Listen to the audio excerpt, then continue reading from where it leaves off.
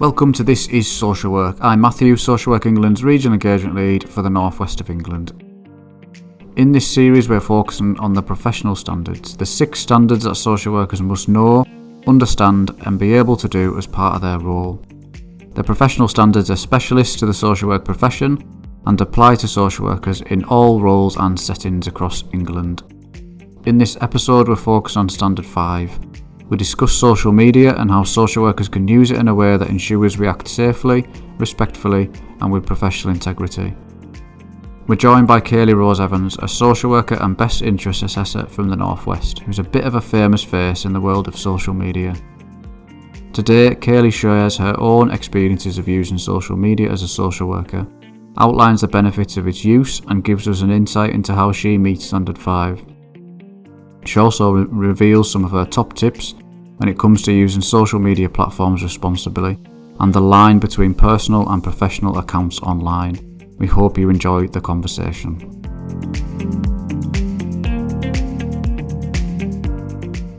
Welcome Matthew and welcome Kaylee. So it would be really great, Kaylee, if you could introduce yourself and tell us a bit about yourself. Okay, well, firstly, thank you for inviting me on the podcast. I'm really pleased to be asked. I'm Kaylee, social worker in the North West of England. So I studied social work at BA level, but I carried on to study after qualifying because I wanted to carry on to build up things like best interest assessments, and I'm now doing my practice educator training. And I have to say, continuing that has been really helpful for me and given me a lot more confidence in practice. Alongside that, I've been doing various social media things like YouTube and quite active on Twitter, and it's really given me a wide community. So I'm going to talk a little bit more about that, but I just wanted to set the scene. My practice before qualifying was with I volunteered a lot with children, but then I ended up working with adults, and I've worked in various different roles, which again, I've been really fortunate to have a good career so far.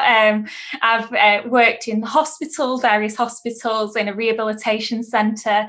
I worked on a new project with district nurses in quite an impoverished area. And we did some really good preventative work. And now I'm working in a larger team of social workers. So I feel that I've had a really good insight into different areas of adult services. That's great. We're really looking forward to having a conversation with you today. So today's podcast is focused very much on Professional Standard 5, which is act safely, respectfully and with professional integrity. For this podcast, though, we're going to focus on social media and how as social workers we can use social media in a way that ensures we act safely and respectfully and with professional integrity. Social media is increasingly a feature of how we communicate, and through the course of the pandemic we've seen the social media play an important role in how communities remain connected, how social workers engage with children, families and people accessing support and care services, as well as how we connect with colleagues and friends. Whilst for some social media is a source of support and connectedness, for others it's far from a safe space. As social workers who are part of a regulated profession, we also need to think about what we post online and think about the link between the personal and professional. And that's what we're going to talk a bit more about today. Matthew. Thanks, Philippa. So Standard 5's quite big. There's a lot of elements to Standard 5, but we're going to drill down into a couple of the elements of Standard 5 just to sort of frame this discussion really about social media. So particularly Standard 5.2 talks about, as a social worker, I will not behave in a way that will bring into question my suitability to work as a social worker while at work or outside of work. And I think that opens up the discussion a little bit about social media and how can social workers use social media both in their role, but how they use that in a personal setting as well. How best to navigate that, how to do that in the most appropriate way whilst maintaining those professional standards, particularly 5.2.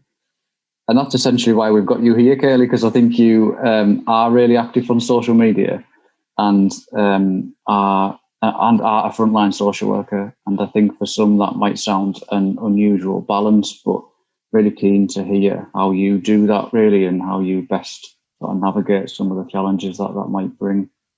Yeah, so I I remember on my training, a lot of what we were taught was around sort of the dangers of social media and what not to do, which, to be honest, was really helpful because I think it opened people's eyes around, the things to avoid.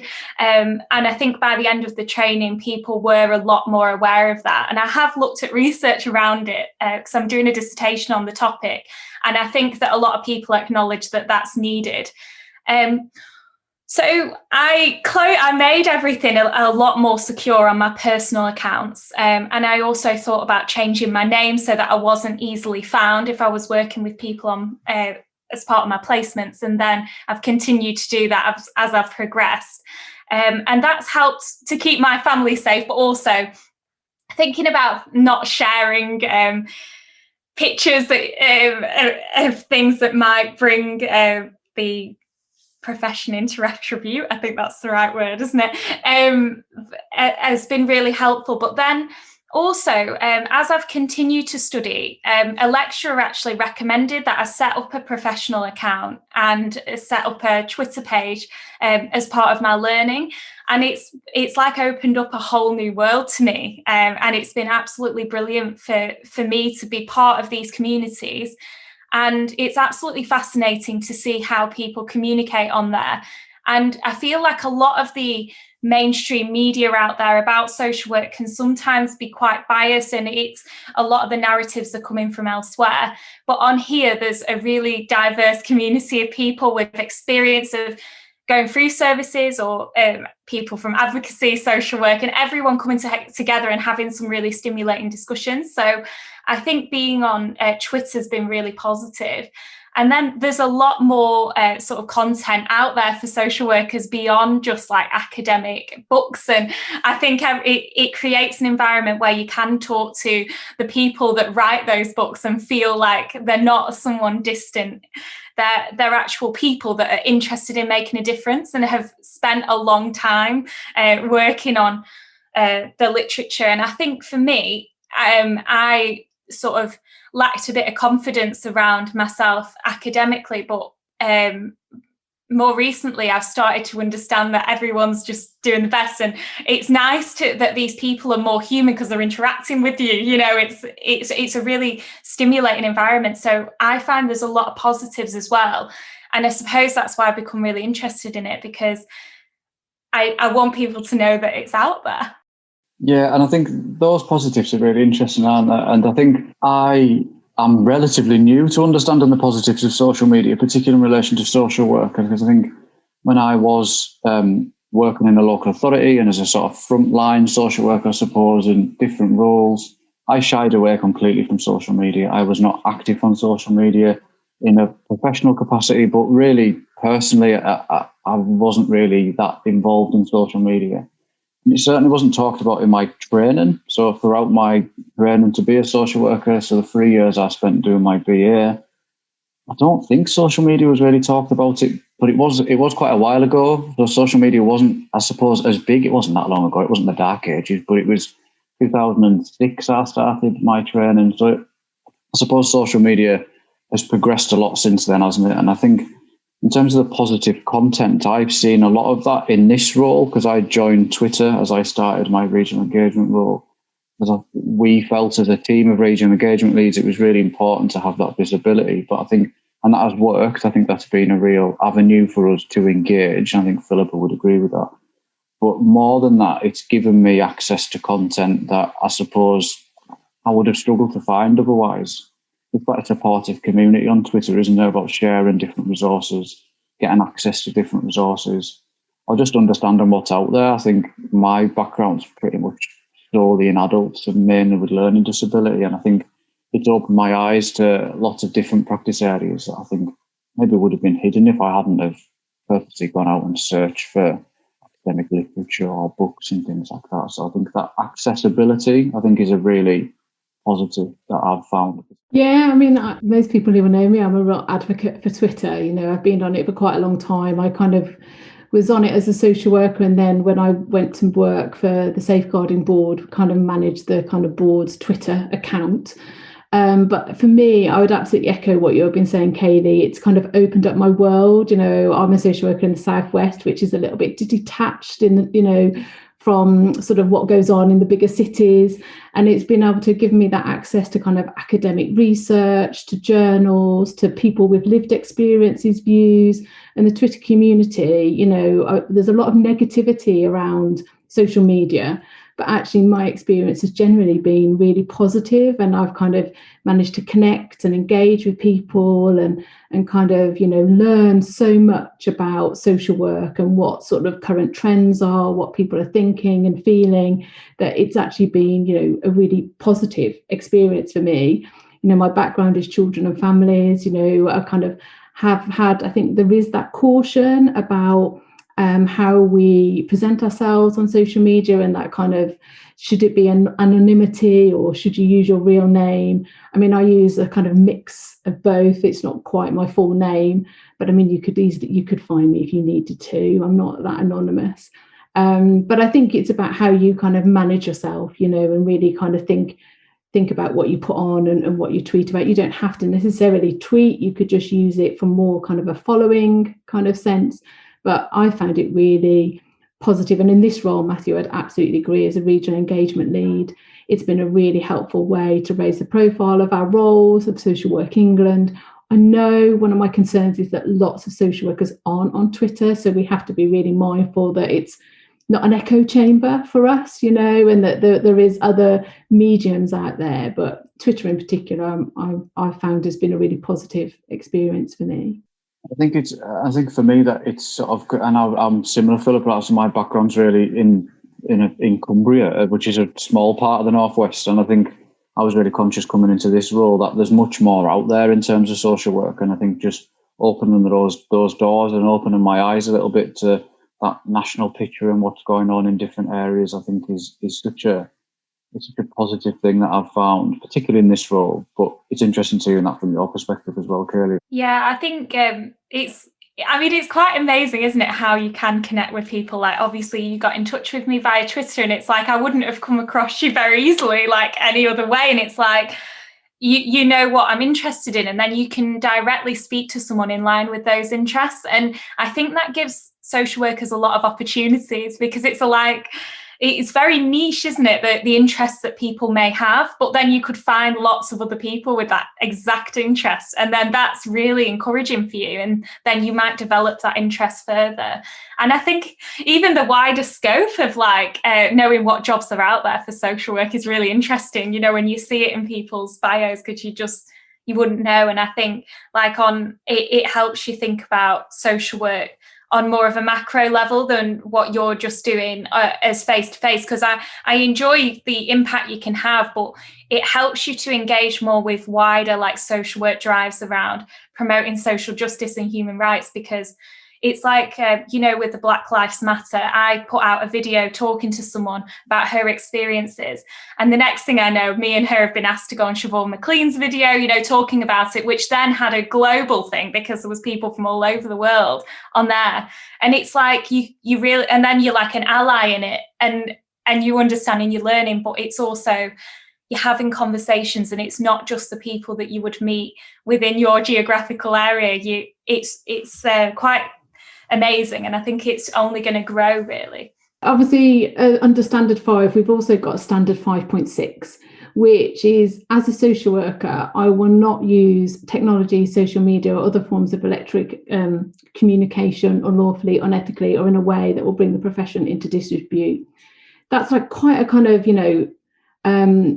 intimidating, I think, kind of statement, really, in many ways. It's very kind of really thinking about that unlawfully, kind of unethically kind of sort of driver. I suppose I'd like to turn it on its head a little bit, because I think for me, my experience of social media has been really positive, but we have, as the regulator in terms of fitness to practice, we do see examples where social media has brought someone's fitness to practice into question. And I suppose what we want to kind of unpick on this podcast really is more about how can social workers ensure that they're using social media ethically Kaylee. What would be your take on that, as someone who is not only active on Twitter, but also I'm thinking about the work you do through your YouTube, which is much more kind of visible and kind of out there really in some of the messages that you're saying? Yeah, so definitely the YouTube is very visible, and I think that took a lot of planning before I even started. So I did spend over a year just on Twitter getting an idea of, I suppose taking more of a bystander approach, which I know a lot of people that advise about social media and social work advise that you do that to pick up what other people are doing and sort of become ingrained in that a little bit so that you get an idea of the boundaries of things. Because I think that alongside sort of the skills that you gain from social work itself, like everything that we do, we have to think about ethics. And I think that does transfer over. So I know that I'm not going to be sharing confidential details. And even down to like little things that I'm saying, I'm like really thinking, does this draw anything back to giving a detail away? Because even vague examples, you can give it away because people can figure out what area you're from. Like even my voice would give away that I'm from the northwest of England, and so I'm just really careful with that. And I suppose it's about like use of self. So a lot of what I do, I'm talking about my experience as a social worker and what I've developed from that and how I can help other social workers. And I use some examples of practice because I want it to be really relevant, but it's not really of specific cases. So that helps me to really navigate what I'm doing, and it gives me the confidence to know that I'm not sharing anything I shouldn't be.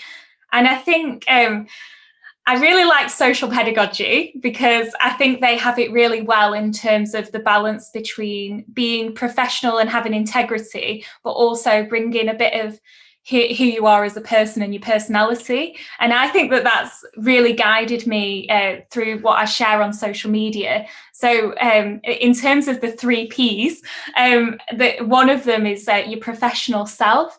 And that's about having a purpose for what you're doing. So I'm aware of the legislation around what I can share, what I can't share, because I'm checking things with my organisation, like the guidance and wider things.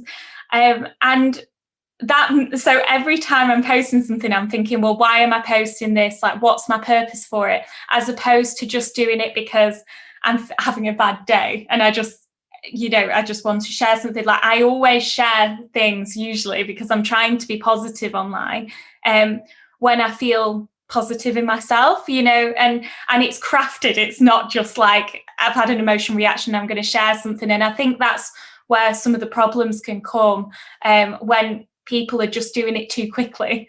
And I think that social media, the way that it is so quick, can make you feel like you need to be sharing all the time, or it can become like an extension of your private life.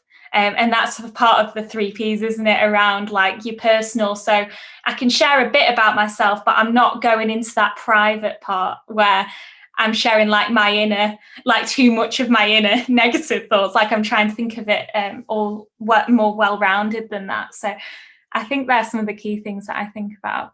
I've watched quite a bit of your YouTube. I've binge watched it cringeworthy when we started to talk about how we were going to do this podcast, and then we started to watch a lot of your content. And I thought of myself and put myself in the position of when I was a student, and I think I would have really got a lot of value out of that type of content, just hearing someone who's gone through exactly the same situation as me and the same training as me and come out the other side. And you talk a lot about the sort of interview prep that you do, don't you? And you talk a lot about that sort of reflection when you maybe didn't get a job that you went in for and how you then prepared for the next interview. And I think that type of content just simply wasn't available when I was training to be a social worker. And I think that thinking of students and the way that content is now out there, I think is really valuable, and that's a big takeaway for me when I started to watch some of your content, Kaylee, is that what you're putting out there, I think offers real value to the sector and to the profession, and I think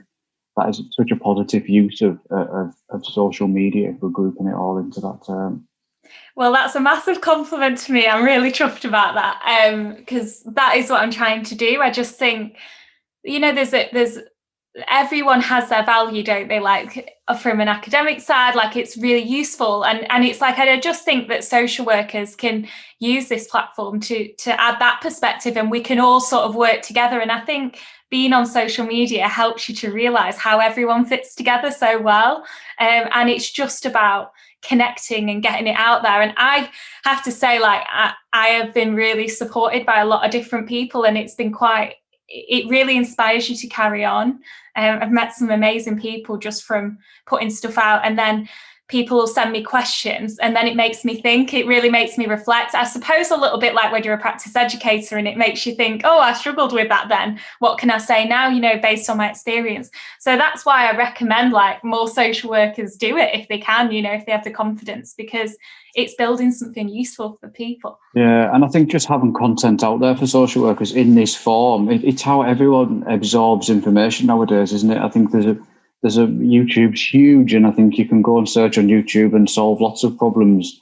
And I think it's a really useful platform for people. And we were really keen on the back of Social Work Week to use all those recorded sessions and get them on Social Work England's YouTube channel, because that type of content was gold dust. There was some brilliant sessions across Social Work Week, and we know that there was a limit to the amount of people that could attend them. But I think just having a platform available to us like YouTube where that content can sit and people can revisit and watch and absorb that content in their own time, I think is really, really valuable. And the same, that was the thinking behind this podcast. We really wanted to start producing content. The idea behind this whole podcast was to sort of bring the professional standards to life a little bit for social workers, and that's sort of shaped all the conversations, I suppose. But I think using it in that positive way to support the profession and the sector, I think has to be something that we can all start to do. And I think, I've seen an increase in what's out there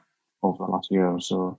Yeah, and I think with what you're doing, it does address a little bit of a power imbalance, doesn't it? Because sometimes you worry, they're the regulator, they only get involved when you've done something wrong. But actually, it's like, no, you want to build the profession, and you want to be a positive influence. And I think the fact that you are including social workers in this is really remarkable and shows that you are, trying to do that. And I think it's a really positive sign for people. So I think people should be really encouraged by what you're doing. It's clear that you are social workers by background doing good stuff out there. So, Kaylee, did you have any barriers or any challenges, perhaps maybe from your employer or your peers or people, when you kind of began to sort of start your kind of social media profile, really, sort of YouTube and kind of Twitter? Was there any how did you navigate that? Were there any issues that arose from that? Oh, right. Yeah. So in terms of my social media, I've always been quite careful. So I did have to talk to the head of service in the council about filling a form in to express what I was doing and explaining it to her. And I think there is a perception around social media that's quite scary to a lot of people. And I think I could tell by her initial reaction that's how she felt. But then actually she's been a massive support of what I was doing then when she understood it. And then she sent me out to speak to Siobhan McLean, and she said, go and meet her and see what she's doing, because she's a really good one around social work. So then I went and met her, and that's sort of where it started. But I think knowing that I had that backing was really important to me, because it's never worth anything if you're going to lose your job, is it? I want to do practice, that's who I am and what I'm doing. And it's and I think it just gave me that security. And the other thing that she advised me to do was to read the guidance that the council had from the communications team, which helped me to know what I was doing was okay, check it out. And then if I ever include anyone in it, my first video included someone from the McIntyre charity, and I was interviewing someone and he was brilliant on it. But I did a consent form just to make sure that everything was sorted that way. So I think it's just about thinking about those things to make sure that everything's okay. And every year I just have to update the external interest for, to make sure that people know that what I'm doing, and let them know that I have a presence on social media. Brilliant. I mean, it's great that that's kind of been really embraced by your organisation. I think sort of, a lot of people kind of sort of worry about that interface, don't they, between that kind of professional and that personal. And some people will very much just have, maybe a social media account that's what they do for personal, would never kind of, post, because I think people have that anxiety and they worry, don't they? We know that, communicating online, I think you talked a little bit about that, I think really helpful to hear you talk about the social pedagogy and the 3 Ps, and really thinking about that professional self, and kind of thinking about not sort of posting something in haste, or kind of it being that reactive kind of response, because the worry is we may say things kind of in haste sometimes, but it's not then always kind of in print forever on a social media site. So it's really, as social workers, we that caution is probably right, that we think about that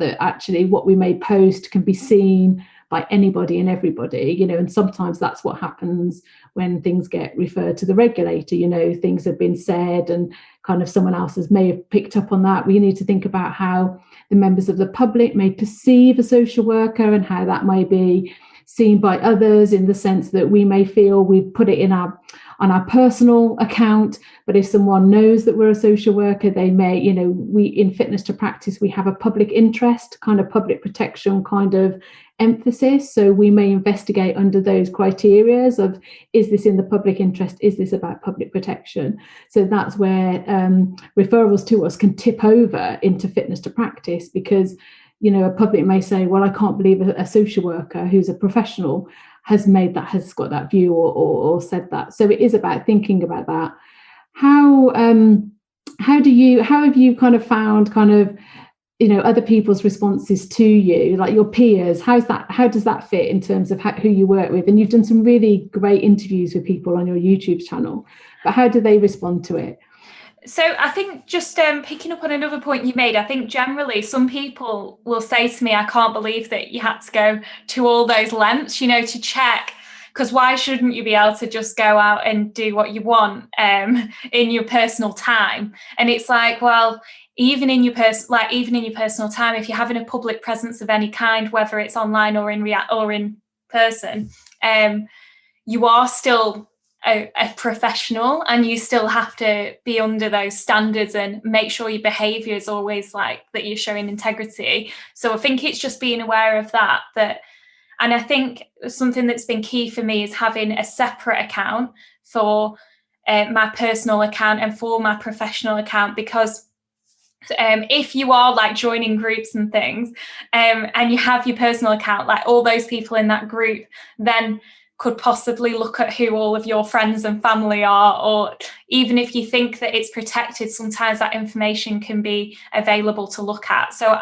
I think keeping a really clear boundary between the two is something that I've increasingly found is important. So in terms of what people around me have thought, I think it's been really good for me to have built my connections on Twitter first, because then when I went out on YouTube, I was sharing it with those Twitter people that were all social workers, as opposed to my actual like friends that aren't social workers, just feeling like I was spamming them, because that's sometimes how it can feel, can't it? When and I think it's like knowing that people are interested in what I'm saying, and then you sort of get a communication going with people who are interested in that, and that's really helped me.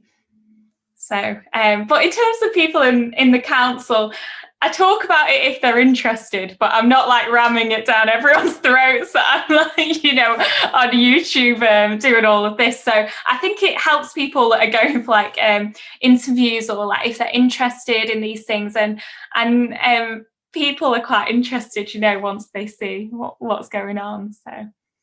It's really interesting, because I think one of the issues is that we know that lots of social workers don't use Twitter. I mean, when I was in practice, I was a team manager, and I'm not sure any of my team were on Twitter or on social media. I mean, I'm a real fan, and a lot of them would use maybe other forms of social media, so Facebook, or I know, Instagram is kind of increasingly having a presence, isn't it? I mean, do you use any, and LinkedIn? I mean, I'd never been on LinkedIn until I joined Social Work England. It was not something I was part of. I mean, are there kind of some social media platforms that you do use and some that you don't, or you kind of, venturing further afield? Yeah, so I am venturing a bit now, because what you find is like with YouTube, because there's not as many social workers on there that looking for content, because there isn't a massive amount of content on there. I don't think people directly know to search there yet. So I have to use like other platforms to feed people to my videos, because otherwise you can end up putting a lot of time in something and think it's useful, but no one knows it's there. So I use quite a lot of them now: LinkedIn, Twitter, Instagram. And I think because I'm interested in it, I kind of want to know how they all work. And I also find that people talk differently on different platforms. So I find that like having an Instagram account is good, because people feel quite comfortable to send me like a direct message, whereas they wouldn't feel confident to send me a direct post on Twitter. And on Twitter, you can't send a direct message unless they're following you already. So it's like, I think for me, I felt initially like Twitter was only for really, really smart people. And I thought I didn't belong there. But then I ended up being on there and realising that everyone was quite normal and it's fine. I think one of the things with Twitter that can be problematic is I think that sometimes people have a really strong opinion about one thing, and then can sometimes critique what people are saying just based on that one viewpoint without looking at the whole picture. And I think sometimes that can cause issues on there and cause conflict. And I think it's just about figuring out like the nature of what happens on each one and building up what you want to see, because Boyd and Ellison like call it a bounded system, and it's like you're creating a space that you want to see. It's kind of like you have control over the news that you want to consume. And I think that's the power of it, because you can choose. And I think people are wanting to take more control over what they are reading and what they're consuming day to day, because it is important. And I think if I see things that are really negative and I don't want to see it, I'm just not going to look and not follow it. And I think that's how over time you can build up a really good thing. But I think for some people, if they were starting out, it'd be hard to know who to follow. Like it's like a blank slate. So something I was thinking of doing is just putting a sheet together about good people to follow, maybe for people starting out. So, but yeah, what's your thoughts? I've just been thinking now as you were talking really about, I think it's really important about that time balance. And just what popped into my head is that sometimes social media can be that 24-hour, people think everyone's contactable over those 24 hours, 7-day weeks, and contacting you about work-related matters and things like that. I think there's a balance there to find, and I'm just keen to get your thoughts on it really, Kelly. You weren't prepped for this question. I've just thought of it as we were talking, so apologies for that. But how do you find the time? How do you find that balance between, obviously you've got an incredibly busy day job, and then you've got all these platforms that you're managing and all those. How do you do that? Yeah, so that is actually a real challenge that I'm currently like working on, but also I had a little bit of coaching from someone that was a social work lecturer that really helped me to think about like my boundaries and being intentional about what I was doing, because it got to the point when I was first out doing this that I was being asked to speak to different people, and my entire evenings were just like back to back blocked up with like meetings in the evenings, and then it can really take away from your energy. And I think that is something that you have to be aware of, and something that you just figure out along the way. So I wouldn't say I've got it perfectly. And I think it's like, as well, you have to be careful of what you're responding to in the working day. So I tend to just keep it to, I might respond to a couple of things at lunchtime, but I wouldn't want to be seen to be replying to things on a public platform all through the day, because that would look bad to your employer, obviously, and everything's time stamped. So if anyone ever had a concern about that, they could look back and see that you've done that. And I think they're just things that are talked about in the research and some of the things that you read around the ethics and the professional issues. And I think there's no solid answer. It's like a grey area, because I suppose like it is like you're reflecting on your learning. It is part of your social work day to be learning, but then also you need to have a clear balance. So I think in terms of me, I think it's like helpful to talk to other people who are on social media to find out how they've managed it. In terms of like the messages that I get, sometimes I've just had to realize that it might make you feel like you have to respond straight away, but you have to stop yourself from feeling like you have to, because sometimes that can happen. And I think it's just about like blocking out set time to respond. And I think that's something that you develop. It's like a new skill. Yeah, and I think having those boundaries is very important, but recognizing where them boundaries need to sit, because it's really important that you note there that you don't comment or aren't as active through the day on your social media. Whereas for me, that's the complete opposite, because my Twitter is work-based. It's only about my role as a regional engagement lead. I'm only active through the day on it. And Philippa knows me very well. I'm very boundaried. I switch everything off on a night. So when I'm at home with family, I don't look at Twitter. Weekends, I don't look at Twitter. But understanding where your boundaries need to sit, I think is individual to everyone, isn't it? But really important to get right. Yeah, and I genuinely would be really interested to speak to someone who could tell me if that is allowed, you know, if I am replying to things, because I read something and it said not to, and I thought, well, I'm going to be really careful about that now. But yeah, it is individual. And I think that brings back to one of those challenges, isn't it, around social media and how that feeds into us meeting standard 5, really, isn't it? Is that there's some black and white and clear what you shouldn't be doing, what you should be doing. You do need to think about as a registered social worker, you know, you're right, that professional personal kind of link, that how that could be perceived. But there are some things that there isn't clear kind of guidance or sort of information about what we should or shouldn't be doing, you know. And Matthew and I have that conversation quite a lot, even as regional engagement leads. You know, we work for the regulator, and do we need to think about, you know, at times we have to think about what I may want to comment on or what I may like, you know. And it's kind of that kind of, you know, I absolutely believe, you know, about social work and promoting social justice and being, you know, political, but obviously I still have to be mindful that I work for the Social Work England, which is the regulator of social workers. So there's a challenge there all the time, isn't there? In terms of sort of bringing it to kind of a close, really, Kaylee, I mean, it's been really, really lovely to talk to you today and kind of hear about your journey across social media and hear about how you've used it in a really positive way to kind of, I think, you know, improve, you know, address practice and to support the profession, to support the sector, the work that you've done around sort of newly qualified social workers and students. I think, you know, your videos, if anyone wants to check them out, they're on YouTube and I would really recommend them. But in terms of any kind of sort of pointers or kind of top tips that you would have to give to those who might be listening today? Yeah, so I was going to say that Claudia Miguel and Dr. Buzzy have a really helpful book that's just out about social media and social work.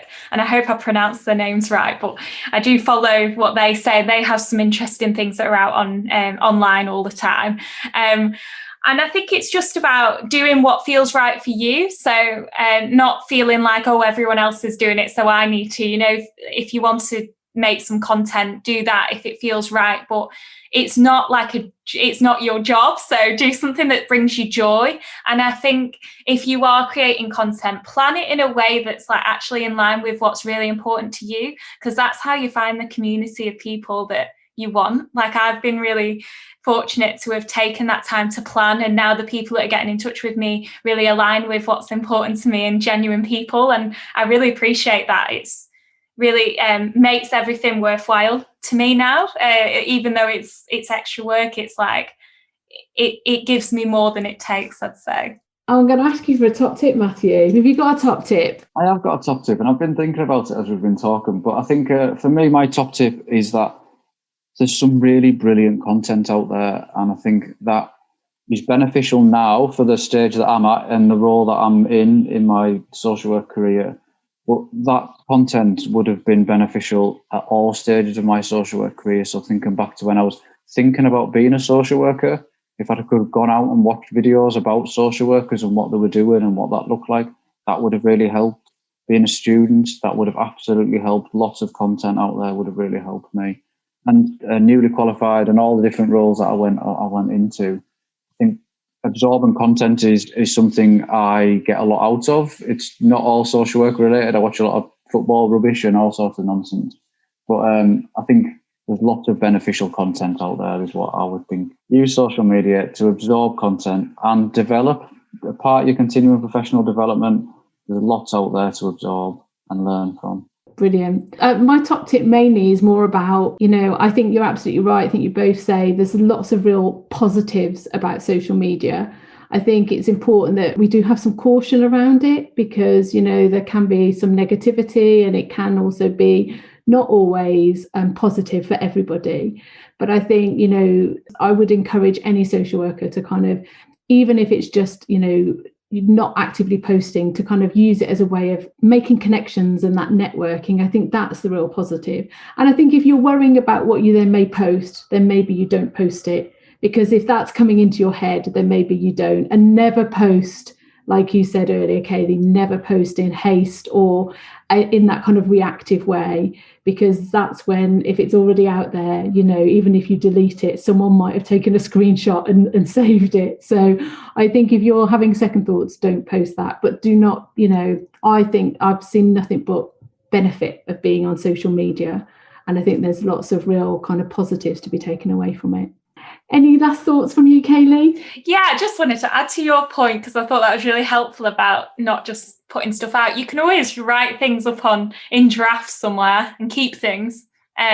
Sometimes I'll do a video and get rid of it, but sometimes I'll think, oh, actually, that's really good, and I'll put it out, or collect things as I'm thinking about them, and then I'll craft it later. Get a really good organisation system, like using an Evernote or something, and then you can put things out later when you've got more time to think. It's been a great conversation. Thank you. Thanks again to Kaylee for joining us today and sharing her knowledge and personal experiences of the use of social media as a source of support and connectedness. If you enjoyed the discussion and would like to continue the conversation with us, you can follow us on Twitter and LinkedIn using the hashtag ThisIsSocialWorkPod to share your thoughts. You can also find out more about the professional standards on our website. Join us for our next episode, where we'll be talking about Standard 6 with a focus on promoting ethical practice and reporting concerns. Thanks again, and see you soon.